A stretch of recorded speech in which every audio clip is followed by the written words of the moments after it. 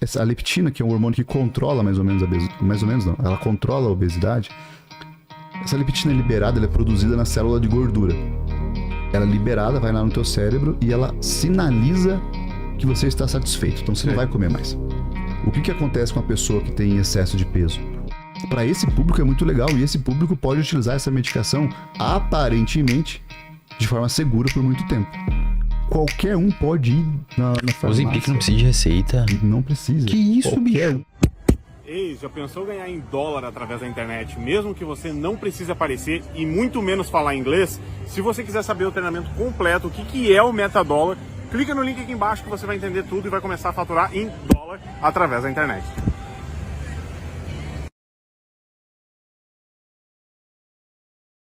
E...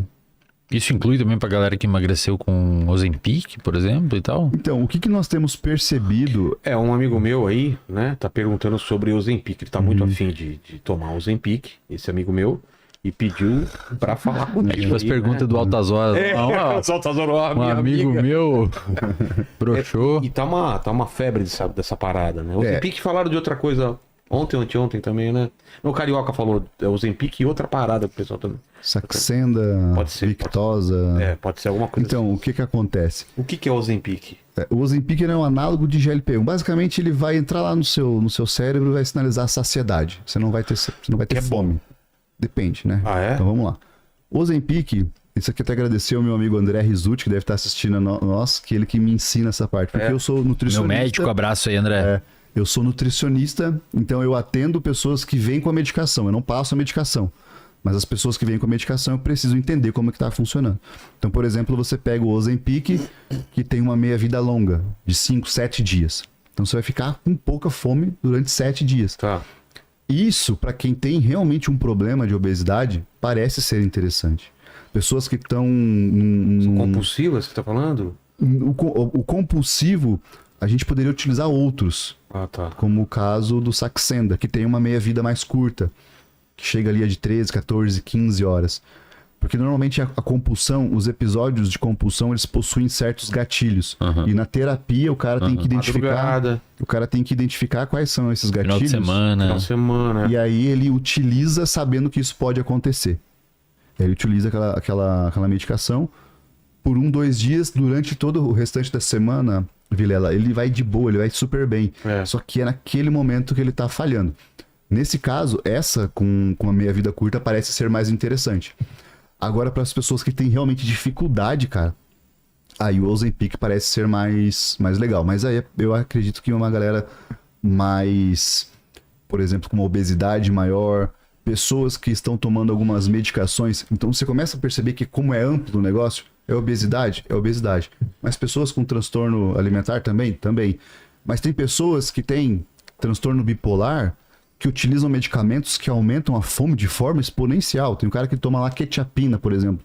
A pessoa acaba engordando muito, porque aquela quetiapina aumenta muito a fome. Entrar com uma medicação nesse momento pode ajudar ele a segurar essas primeiras semanas que a quetiapina vai trazer esse efeito colateral. Mas, tipo assim, quando você vai ver o PIB da Dinamarca, que é o país onde a Novo Nordisk, que é a empresa, a indústria farmacêutica que produziu o Ozempic, o PIB da Dinamarca sem a receita e o faturamento da empresa, acho que quase bateu negativo. Com o faturamento da empresa, o PIB dá 2 pontos positivos, se eu não me engano. Cara. Então meio que a empresa tá... Meio que o efeito Nokia, né? Também, na época que a Nokia era líder global de celular, o país onde ela tinha sede, meio que o PIB ficou dependente de uma empresa. Aí eu pergunto pra você, cara, tem gente nos Estados Unidos fazendo cálculo, não sei se isso é viável, fazendo cálculo da possibilidade de supermercado vender menos. Tem gente fazendo cálculo de preço de combustível de passagem de avião subir. Por quê? Porque, quer dizer, passagem de avião caiu o preço porque as pessoas vão pesar em média menos devido aos efeitos. É uma cascata de mercado que isso está impactando. Aí eu pergunto para você,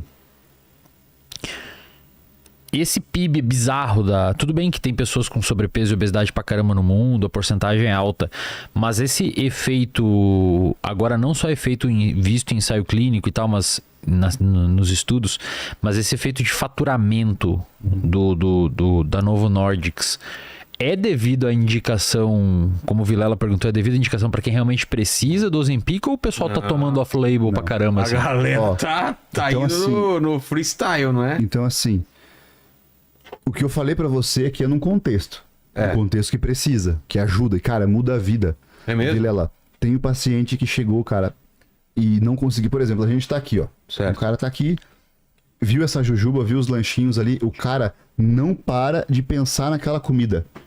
Ele não tá conseguindo se concentrar na Tá aqui conversa. na conversa e tá olhando pra E aquilo. ele não consegue, por mais que ele tenha comido 1, 2. É o Lene com pornografia.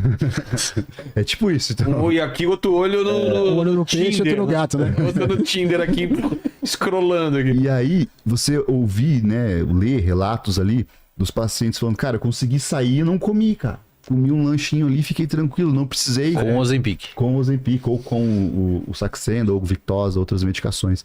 Eu consegui ter esse controle. Então, olha só, a medicação tá agindo no nível cerebral, lá no teu cérebro. A ideia é não é um longo uso do Ozempic, por exemplo, dessa medicação. A depender das pessoas, como eu falei pra você lá, existem pessoas com alterações genéticas que têm facilidade de ganho de peso e que são alterações hormonais também, que pode ser o déficit de leptina, que a injeção é muito cara de ser feita, ou então a própria questão dos seus receptores lá no seu cérebro do apetite. Você acaba criando uma resistência. Por mais que você coma, você não consegue se sentir saciado. Nossa. Tem a leptina, que é um hormônio que controla mais ou menos mais ou menos não, ela controla a obesidade. Essa leptina é liberada, ela é produzida na célula de gordura. Ela é liberada, vai lá no teu cérebro e ela sinaliza que você está satisfeito. Então você não vai comer mais. O que acontece com a pessoa que tem excesso de peso? Ou ela tem algo congênito que ela não recebe esse sinal, que é o cara que é gordinho desde sempre, ou o excesso de peso e o excesso de leptina circulante devido ao excesso de gordura dele acaba tornando ele resistente. Então ele não sabe nunca quando vai parar de comer. Uhum. Ele não tem essa sensação, sabe? Às vezes o cara até quer vomitar, mas ele não tem essa sensação. Para esse público é muito legal e esse público pode utilizar essa medicação aparentemente de forma segura por muito tempo. Por muito tempo também. Por muito Legal. Pessoas, mais uma vez, Não. que tem Sim. essa necessidade. Não, já era, cara. Agora essa última parte o pessoal vai cortar e vai falar, ó, nutricionista Lincoln. Cara, lá.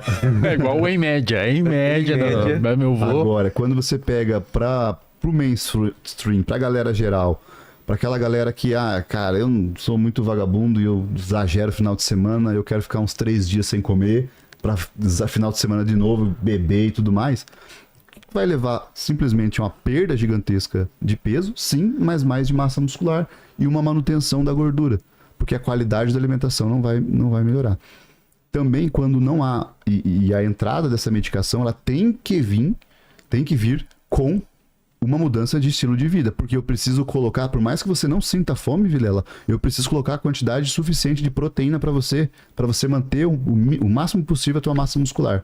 Eu preciso colocar proteína, eu preciso colocar uma fibra, mesmo que seja suplementação. Entendi. Entendeu? Então, às vezes, você vai ficar um dia sem comer quase nada, mas você vai tomar uma suplementação para manter a quantidade de proteínas e depois você vai ter uma liberdade maior.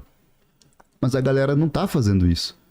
O Ozempic, ele tá entrando na bolha, de novo, que a gente tá conversando, tanto na bolha fitness, quanto nessa bolha wellness e de mais estética, performance. E imagino que esse bonitinho. uso off-label seja o maior faturamento deles hoje, né? Claro, porque não precisa de receita Obviamente. médica. Se no Brasil, cara, que tem um controle absurdo de certas medicações, qualquer um pode ir na O farmácia. Ozempic não precisa de receita. Não precisa. Que isso, qualquer bicho? um. Você tendo 1.000 conto lá pra pagar, 1.000 conto? você compra Tá canetinha. caro. Tem 1.000, patente 1.200. ainda, né? Tem patente ainda. Não... Entendeu? Você vai lá e você compra e você pode usar.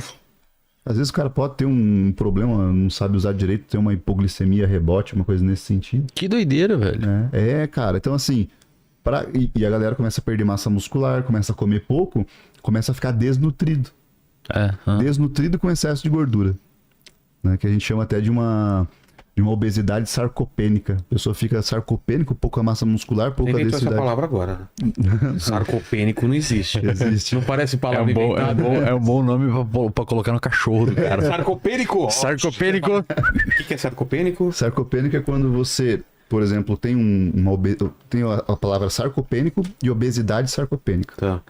Obesidade sarcopênica é quando você tem um excesso de gordura e pouquíssima massa muscular. E densidade óssea baixa. Isso é muito comum em idosos. Porque o idoso ele tem pouca testosterona ali, ou ele não tem tantos receptores de testosterona a mais, ele não consegue ter anabolismo. Então ele tem muita gordura. Então, Pouco estímulo também, né, na maioria. Você fica ver os bracinhos, que é só um palito e a barriga inchada. Famoso barrigueira de boteco. sei, Sabe aquele tiozão? É uma barriga dura, né? E tem o sarcopênico mais padrãozão, que é o cara que não necessariamente tá com obesidade, mas ele tá com pouquíssima massa muscular e gordura, excesso de gordura. Então ele tá sarcopênico. Isso para doença metabólica é um dos piores cenários. É tão... Não é igual, por exemplo, a uma pessoa com obesidade realmente, mas é tão ruim quanto numa avaliação média assim. A média. Né? É tão ruim quanto. Claro que o cara com obesidade tem mais riscos, mas ele também vai ter riscos. E esse cara, o sarcopênico, que é mais evidenciado nos idosos, a gente encontra nos mais jovens. A gente chama de falso magro. É aquele cara que é magro, daí você tira a camiseta, tem cheio de gordurinha e tudo mais. Que aquela gordurinha que ele tem não seria um problema se ele tivesse mais uns 10 kg de massa muscular. Porque a massa muscular é um tecido ativo. E ele vai conseguir controlar bem ali, tanto as citocinas da gordura quanto a da musculatura. Sim. Sabe? Agora, se ele só tem a da gordura, é só coisa negativa, ruim, que tá indo na corrente sanguínea dele ali e tal. Então, o risco de um... Eu prefiro tratar... Prefiro não.